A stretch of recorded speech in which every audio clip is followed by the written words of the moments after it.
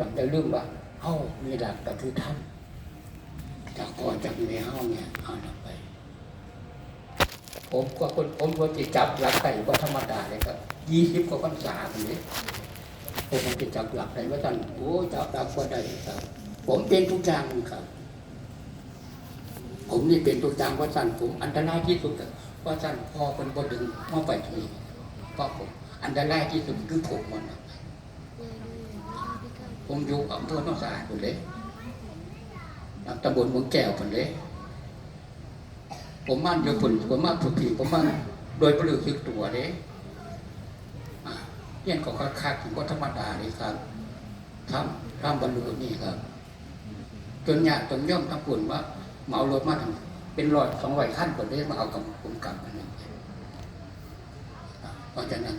ทำบรรลุดีทุกองขอให้ติดติดทุกองติดได้กันติดทุกองดีทุกองแต่พิซซ่าหรือเรื่องต่างหากเพราะฉะนั้นก็ผมถือมาอยู่น้ำจุดนี้ได้นะพอถึงมาผมมันอันตรายที่สุดนะเพราะผมขึ้นที่สุดขึ้นกลัวโมนั่นไปผมเลยมาถึงมาอยู่เนี่ยอยู่กันหน้าหลังใหม่เพราะฉะนั้นดูสะกอยังโป่งเที่ยงมันเห็นที่แรกเนี่ยกันน้ำมงอันใดมันจะไปอันนั้นเด้บ่งเด็กไปทั้งเลขเด้